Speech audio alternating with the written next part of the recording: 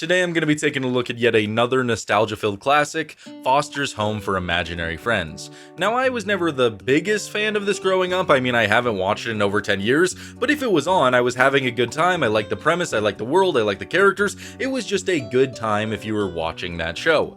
But does it hold up 20 years later? Does it tickle my fancy? Does it get me excited? Does it make me want to binge the entire series? Or does it feel more like a villager getting an N-rod stuck up his ass? That's what we're going to be trying to find out today by taking a look at two of the best episodes, two of the worst episodes, and two random episodes to decide, was Foster's Home for Imaginary Friends actually good? And if you like content just like this, please make sure to like and subscribe because I upload almost every single day and you do not want to miss it. And if you want a place where you can talk about your favorite shows, movies, games, all that good stuff, my Discord will be in the description. Now let's finally take a look at Foster's Home for Imaginary Friends. Starting us off, taking a look at one of the best episodes in the series with a 8.9 on IMDb, we have the episode Mac Daddy. And this one just hits the ground running, we're thrusted right into it, with Mac just sleeping in bed, getting some shut-eye, he turns, he flips over, and there's just this elongated imaginary friend who kinda looks like a sperm who escaped from his decrepit cave. I do not like how they designed this guy. He looks like he's gonna try to gobble me up or something, but either way, Mac opens his eyes, and this thing looks him dead in the face and just goes, "Daddy." Daddy. Yeah, if I woke up and there was something that looked like a escaped sperm that was probably doing horrible, nasty things to me while I slept, I would not be okay with it immediately calling me father. That would not go very well. And Daddy is even worse at that. But either way, I thought that was a pretty funny way to open the episode. A little bit creepy, but still funny. So then we cut to Mac going to the Foster's Home for Imaginary Friends to, introduce everybody to this character, this kooky little guy. And he shows up there and he has to deal with some shenanigans with Blue for a little bit because Mac is off doing something else. And Blue does not like this guy. He is not about it. This guy's name is apparently Cheese. And I think he's pretty funny. I mean, he's kind of like an over-exaggerated tweaker in a lot of ways. He's like, "Oh God, bring me my fentanyl, oh God." Except, instead of fentanyl, it's usually chocolate milk or a drill. I like chocolate milk. Yes, I know! I really do like this introduction sequence where he's just constantly asking Blue for chocolate milk because, Blue is a little bit of a sociopath character. He's not very conforming to anybody. He really hates people in a lot of ways and hates anybody who isn't him. So him having to get this character chocolate milk was pretty funny. And I really like when Cheese does get his chocolate milk because he's just sitting there like, ugh. Okay, that probably didn't look right. But either way, that's not the point. I just think it's pretty funny. He genuinely is acting like a tweaker who just needs his sweet old Fent so unbelievably bad. He's shaking, he's conniving, he needs it really bad. But overall, he does get it, and then we immediately find out that he's allergic to chocolate milk when Mac shows up and gives him some appy juice. So, great. I really like the beginning of this episode a lot. I thought it gets you into the plot pretty decent. I feel like if you don't find a semi-annoying character enjoyable, then you really won't like this episode because it's a lot of this character Cheese just tweaking the entire time. He kind of is like a 4-year-old toddler, but I think it's paired really well with all of Blue's reactions. Like, take the scene right after this where Blue, he's like feeling very offended that Mac thought this guy up. He was dreaming about Cheese, a elongated little spermy guy who is allergic to chocolate milk and is dirty and stinky and nobody likes him. He was thinking about him, but Blue's like, Mac, how could you ever think of anybody except me? No! And they get like a little breakup scene. I thought that was pretty funny. How could you do this to me? What were you thinking? Again, it's just all reactions to what's going on with Cheese. If Cheese was like a main component of the episode by himself without the reactionary stuff, then it would not be anywhere remotely as enjoyable, I feel like. So, for the most part, I'm enjoying myself. So, my one question is if you're gonna imagine something like this, what is the point? Why would you want something like Cheese? He just seems a bit bothersome to the world. How do you specifically think of this? I just don't really get it. But either way, they start to go and build this like go-kart thing together. They're trying to have fun. They're trying to, show that Cheese could be fun, and he kind of just takes over all the projects. He wants the drill. He starts beating the shit out of the car. And then even when they eventually go to drive the car down a hill, he's a little bit of a freak, to say the least. Just this, 4 miles per hour. Ah! Ah! But 3 miles per hour, yeah. I enjoyed that scene. Thought it was funny. It's not the funniest thing ever, but it's entertaining nonetheless. So, they eventually go back to Foster's home, and Blue, he now has to take care of Cheese for the night while Mac goes home, and Blue just keeps trying to pawn him off, and I actually started to feel bad for Cheese a little bit. It was kind of sad, all the things he was having to go through, because Blue didn't even remotely want him. He's just passing the tweaker by and by. It's like passing around a mentally challenged kid that nobody wants, perhaps a vegetable. I don't know, it just doesn't seem like anybody wants him, because he passes it to Frankie, or to Eduardo, or to Wilt, and Cheese just is trying its best, like it's just, oh please! Oh, just give me a little Fent off the shelf, please. Oh, I need it. Please give it to me. And then everybody's just like, no, you little shit-stained spermy guy. And they just keep passing him around. They're not even using him up. It's just tragic. And eventually Blue even tries a bunch of different ways to fully get rid of him, like mailing him in a box. That doesn't work because Cheese is stinky. He tries to, one that I really I liked how absurd it was getting, was where he put a bunch of balloons on him and sent him up into the sky, and a helicopter just picked him up and put him down.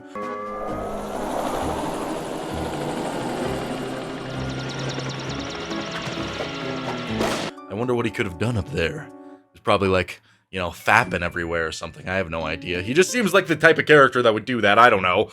But either way, Blue eventually locks him in a closet, and Mac shows up, and then Blue goes to look in that closet, and he's not there. So we get a bunch of different scenes where Blue is freaking out, tweaking, because he realizes that his baby brother, the guy that he just tried to get rid of and murder on multiple occasions, is now missing. So he imagines a bunch of different ways that Cheese could die, and these were just visually a lot of fun, nothing too crazy to talk about. It's just a bunch of different scenes where we get to watch Cheese die in a different animation style, so that was fun nonetheless. We eventually find Cheese with Frankie, and he is just, just sucking a potato, sucking it up dry, and he's perfectly fine. And apparently Mac didn't imagine him, so they don't have to be best buds anymore. And that's pretty much the episode for you. I found it to be pretty enjoyable. There was really nothing bad about it. This definitely would never go down as one of my favorite episodes, and it's not even gonna crack like the top 20. It was still pretty decent though.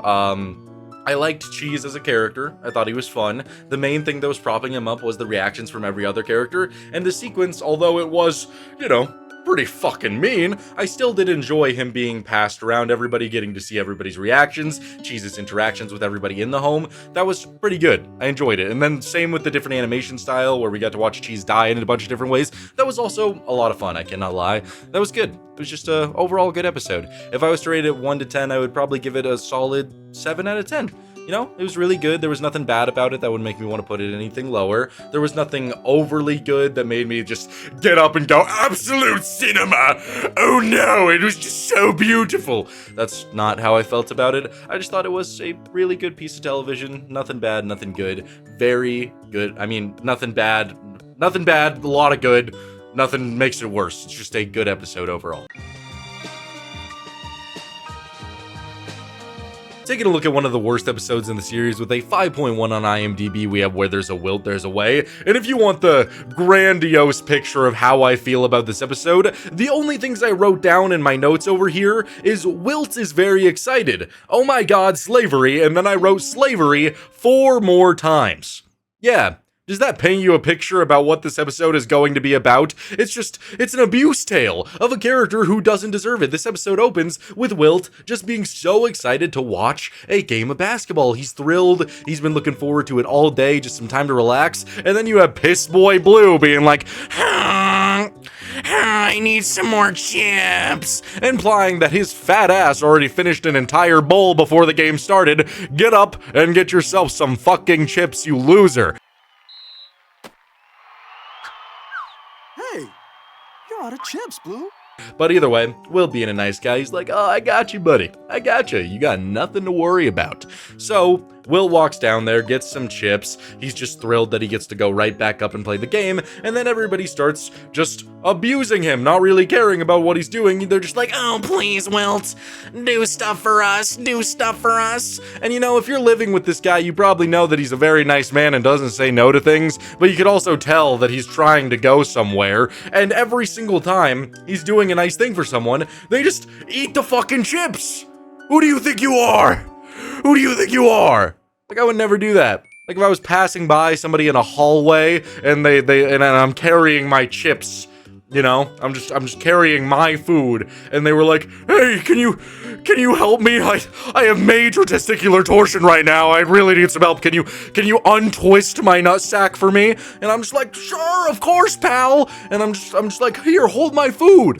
And then I untwist their balls for them, and then they hand me my fucking plate back, and it's empty. Oh no, bro. I'm gonna murder you! I'm gonna eviscerate you! Let's retwist those balls, huh? That's what would happen. So for every single character in this show to just immediately eat his chips when he's just going out of his way to do nice things, it pissed me off a little bit, just to say the least. But either way, this goes on for a very, very long time, where he's either helping a granny cross the street, he becomes a pizza delivery driver, he gets arrested, and he helps people break out of jail. He is just doing literally everything for everybody. He just cannot say no. He struggles with it immensely. He physically can't do it. So, after this very, very, very long day of just, you know, doing so much for everybody else, he gets back to his lovely couch, his lovely abode, and he wants to watch that game. But guess what? You could probably guess. The game is over. It's over. It's all over now. And so, Wilt is sitting there, and then Blue, being the little piss boy that he is, he's like, you got me the wrong kind of fucking chips. I wanted salt and vinegar. And smashes them on the floor, and Wilt just crashes out, starts screaming, no, no, no, no, no, smashes his head into the floor, into the bowl, just physically harming himself, having a manic breakdown. No! No, no, no! Okay? And you would think that would be a turning point in the episode, you know? When episodes like this usually happen, there's a point in the episode where all the characters realize, oh shit, this guy's been so nice to us and we've all just been taking advantage of his kindness, and they all like prepare like a fluffy cozy bed, they ejaculate him, they put his feet up, they put the game on, they do everything to make this guy happy, right? You'd think. No. It just ends with him saying no, and then another person asks him to do something, and then he accidentally says yes to it, and then the episode just ends. There's no moment of clarity, there's no moment of him feeling better. It's just Wilt getting abused the entire time, and at the end of it, he just had a manic breakdown and nothing gets better. Visually, I will say this episode is a lot of fun. Watching Wilt in an angry state going around and doing all of those things is fun. Watching him be a pizza delivery driver, watching him go to space, watching him help a granny, watching him give a haircut, watching him just slowly lose his mind is visually a lot of fun. I'm not going to take away from that. That's the thing about torture episodes. You can enjoy the torture that's happening as long as it's not overly bad. You could still think it's fun and visually a lot of fun, but the concept overall, it just doesn't feel good and it doesn't feel like a complete story to me. So if I was to rate this episode 1 to 10, I would give it a 6 out of 10, you know? I would say it's bad for the ending and the way it handles everything that's going on with Wilt. I would say that part of the episode is very bad, but visually, overall, it is still a lot of fun. If you were to just turn this on and not necessarily care about Wilt's feelings, you would probably still be very entertained, because it does keep you entertained. It's like a Cocomelon brain-rotted toddler. I'm just getting fed more and more visually stunning stuff with Wilt just going around doing all this stuff. It was fun. I can't deny that. But the concept is what holds it back from me ranking it any higher. The next best episode I'm going to be taking a look at with a 8.7 on IMDb is Frankie, My Dear. And this episode opens up with Frankie just being sad because she's missing a night out with her friends. Mac, because he does his parents' bank statements, how exciting. He's all like, don't worry, Frankie, I can do all the work for you. You don't have to worry about a thing. So Frankie, being very thankful to this little boy, just walks over, gives him a little peck on the cheek. Thank you. appreciate ya. And that was the moment that Mac truly became a man. All of a sudden, it wasn't about imaginary friends, it wasn't about video games, it wasn't about anything. It was all about women.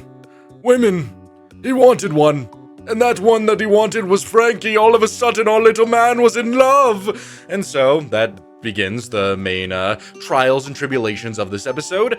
Mac is just, he's stunned. He can't believe that Frankie was around all along and he didn't like her like this. So he confesses and confides to Blue that he thinks Frankie is hot stuff. And Blue, he's like, what are you talking about? That's until Frankie walks out in a super turbo hot dress. And all of a sudden Blue is like, whoa!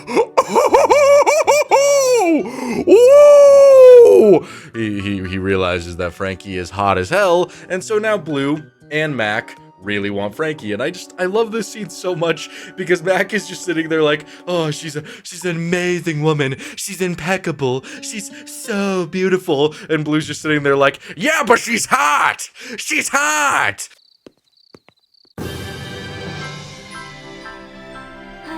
She's so awesome. And hot! Yeah. Blue is the guy that's definitely, once he gets to high school, he's looking up the freshmen once he's a senior, and he's like, where's my hug at? Where's my hug at? Oh, come here, let me walk you to class. Where's my hug at? Yeah, don't be that person. Don't ever be that person. But Blue gives that vibe for sure. Either way, Frankie goes out, she has a great time, and Mac and Blue now start a little bit of bickering over who deserves to be with Frankie.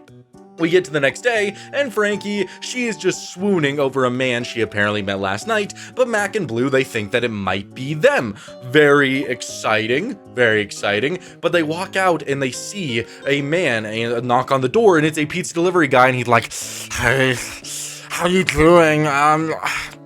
Here's the pizza. I need exact change. And so Frankie walks outside and the pizza guy are just having a conversation, and then Mac and Blue, they try to get rid of him by throwing a bunch of papers at him. He runs away, but they accidentally mutter that Frankie might be in love with the pizza guy, so he's like, oh my gosh, a real life woman? Oh, my Discord kitchen wouldn't approve, but I can't risk not getting to see one and touch one in the flesh. And so he walks up and he's just immobile. He looks like Igor from the Monster Universe. He's just hunched over, but he's like, oh gosh, such a beautiful woman in my grasp. Oh, I need her so badly. And so he gets there and he really wants Frankie. And I just love that they're just still pelting him with paper while he's talking to Frankie. I thought that was really funny. $15.50 for the pizzas, and here's your tip. A tip? You have no idea what this means to me. And then we get another knock on the door, and that's when we get to the weirdo, to say the least. He's a bit freaky. He's like a Prince Charming riding a horse, and he's like, oh, Frankie, oh, my God. Are you an alien? Because you're out of this world, baby.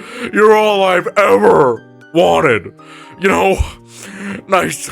You're looking good. He's just like that. He reminds me of Kronk a little bit. I wish Patrick Warburton could be in every single show. That would make my life better. Well, a beautiful woman. That would just be really good if he was in every single show. But either way, so now we have this guy trying to fight for the love. Frankie gets another knock on the door, and we get to see who she's actually swooning over, which is just a pretty average-looking dude. He looks like he could show her a nice time. And yeah, so now we have Prince Charming, the little pizza guy, and Mac and Blue all teaming up to go to the restaurant and try to stop this date from ever happening. They get there, and some of these scenes are more fun than others. They're doing the 3 men in a trench coat scene, and the Prince Charming dude, he's in a dress pretending to be a woman.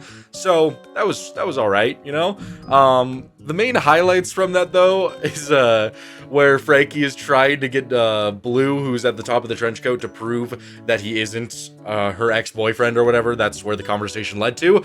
And in order to do this, they try to make Blue eat some steak. And Mac is the one down below in the trench coat, and Blue just keeps repeating over and over again. He's just like, and now I'm going to pick up the fork and eat the steak. And he just doesn't react, and then when he does, he just starts stabbing the fork all around the table. I like trench coat shenanigans. I think they could be really funny when it's done right. Now to lift it up into my mouth. And I would say the scene was done pretty dang well. So, the one thing that was kind of weird to me, which I'm glad had a decent, moment there, was the Prince Charming dude, he's sitting next to Frankie, and the entire time he's just like sucking her. He's like sucking her on her fingers. I mean, at least that's what it looked like, and he was doing it for a very long time.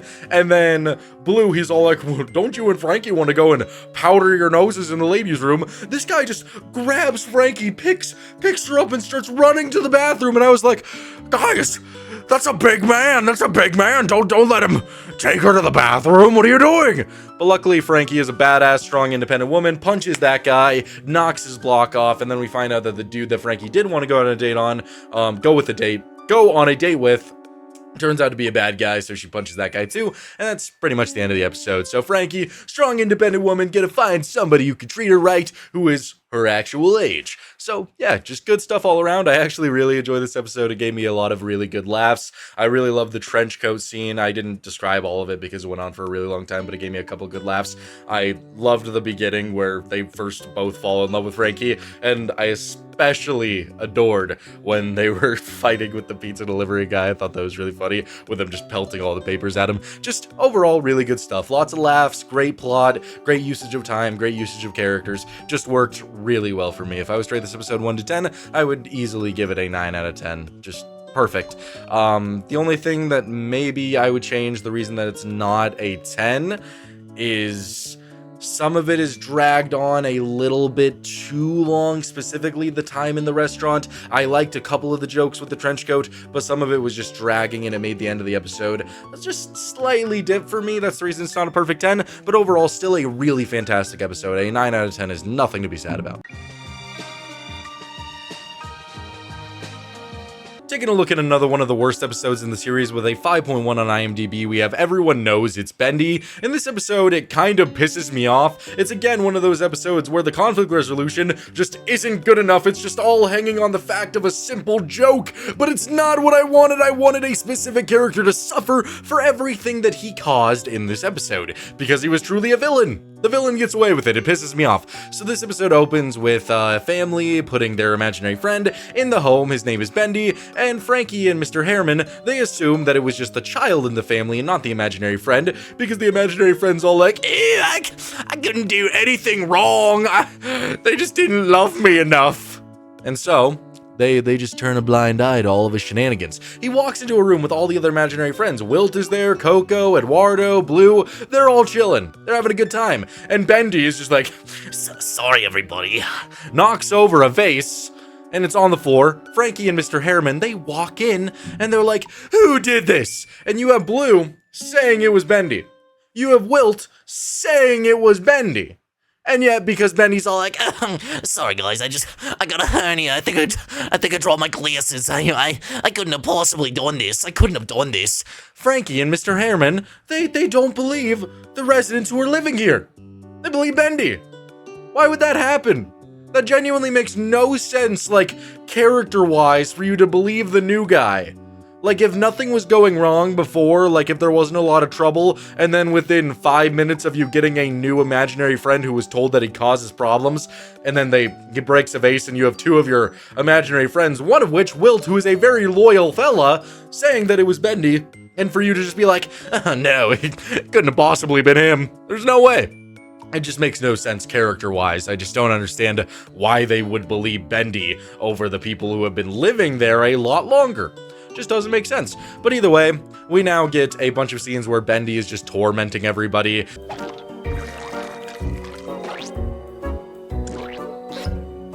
He's doing a bunch of awful things, and he just puts the blame onto whoever is most convenient in that situation. And I think a lot of these scenes are visually a lot of fun, but still, they're just building up that anticipation for me to watch Bendy suffer.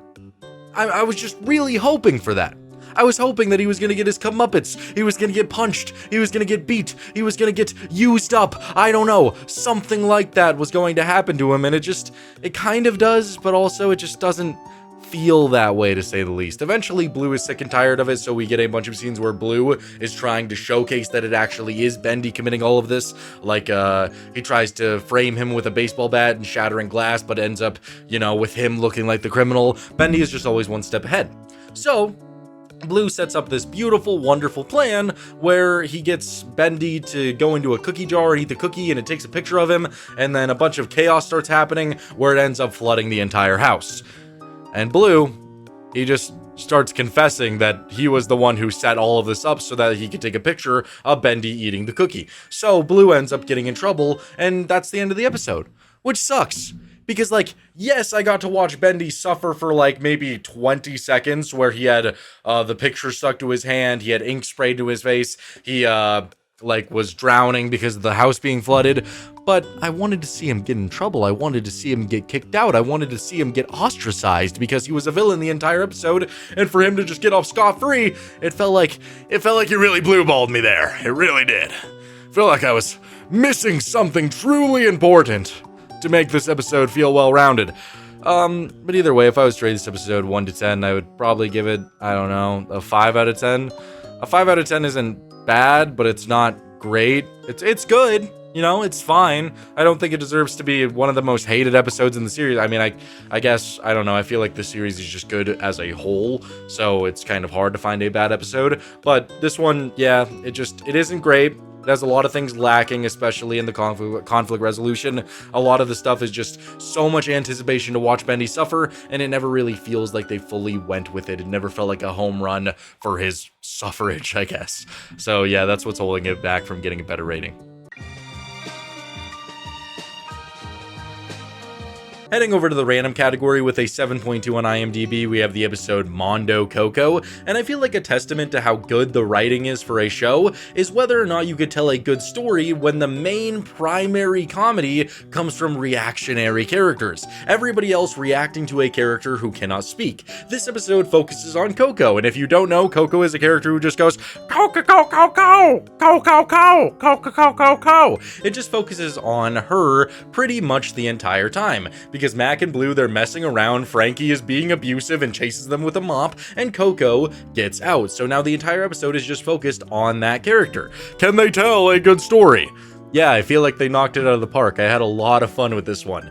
This starts off very odd with a squirrel just being like, hey, help, help, help, there's something in the well. And a chihuahua fell down a well, so Coco uses her magic shit powers where she shits an egg and there's a pogo stick in there, and she gets the chihuahua out of the well. And here's where the comedy really starts for me, because the parents of the chihuahua, they walk over and they're like, oh my god, you saved the chihuahua! And Coco's just like, Coco, Coco, Coco. So naturally, the parents are like, you're gonna fucking tutor our daughter. You have to. And so Coco becomes the family tutor and shows up at the house, and the girl that she's trying to tutor is like, oh my gosh, just let me go see the world with my friends. Like, come on, guys. Like, I'm rich, I have a water bottle, like, I don't need anything else in my life, baby. And then Coco's just like, Coco, Coco, Coco, Coco. And as you watch the white woman's face just start drooping down with just pure shock, pure amazement.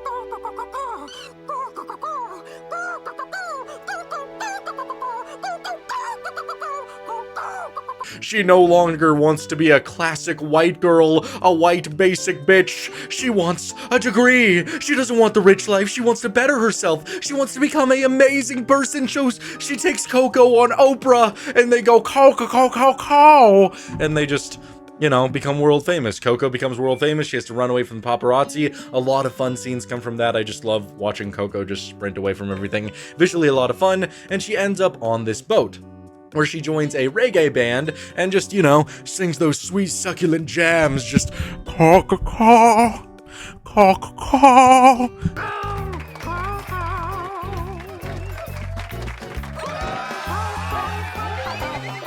You know, good stuff like that. I was having a lot of fun. And then there's this Japanese guy who sees Coco and is like, Coco, you must join me. And so Coco becomes a world-renowned singer and goes to Japan and does a bunch of stuff there, where we have like a K-pop Coco song in the background, like Coco, Coco, Coco, Coco, Coco, and she becomes the prime minister of Japan, and then she gets buried in a fucking avalanche, yeah, and then she ends up in this cave where she gets thawed by this snowman, and she takes one look at this guy and she's like, oh, my God, he was so damn sexy, so damn fine. She wants him really bad, so they form a bond, a love, and this is where the episode kind of got a little bit hard to distinguish what was going on. At least for me, because when it's Coco and the Abominable Snowman talking, they don't speak any English, so it's just all inferences based on what they're doing. And at one point, I genuinely thought it was going to turn into a domestic abuse charge because Coco finds like a bunch of clothes and eventually a plane outside, and she comes home and the Abominable Snowman's all like, where were you? Like, imagine like he's saying slurs and obscenities at her and like breaking a plate on the ground. That's kind of where I thought it was going, but it just turns out that he was sad and worried about her, and then Coco leaves on the plane and abandons him, and it was truly a lost love moment. So, yeah, that was interesting. And then Coco crash lands in a jungle. Wow. And then this is where it gets a little bit weird ethics-wise. How does the different world differentiate people? Because Coco gets hit with a tranq dart and is put in a zoo, and there's immediately a volcano rushing out, and she barely manages to escape. So in this instance, she was treated like an animal, when formerly she was the Prime Minister of Japan. And then, right after this, she gets arrested by the police and goes to jail for a crime that she commits while getting onto a train. So, some people consider her an animal worthy of being put in a zoo, other people consider her a prime minister, and other people think she's worthy of being in jail. So where are the ethics here? Where are the morals? Is everybody in this world a little bit racist, or is it just certain parts of the world? That is the questions that we need to answer about Foster's Home for Imaginary Friends. Either way, we got some good stuff going on. So, she manages to escape from jail, and she ends up in an ambulance, and the ambulance takes her all the way home, where Frankie is like, oh man, I told you guys not to leave the door open. Coco could have gotten out. Did you get the joke? Because Coco was out the entire time? Hilarious. Genuinely. One of the funniest things you could ever imagine. That got 3 knee slappers for me. Either way, this episode was a lot of fun. I always love it when shows tackle the entire challenge of making an episode around a character who doesn't speak English, because a character obviously just saying co shouldn't really be a interesting main front for a character. But I felt like it worked very well. All of the scenes that we got were very good. Every single reactionary character did their part, and every single part of the episode genuinely felt different. At one point, Coco is a tutor. At another point, she's in a reggae band. At another point, she's in love with a Yeti. It's just all these different things put into one episode, and it flows very well to give you a very funny, entertaining episode of Foster's Home for Imaginary Friends. If I was to rate this episode 1 to 10, I would probably give it a solid 8 out of 10. There's definitely nothing wrong about it, just all good stuff, all great stuff, definitely worth a watch.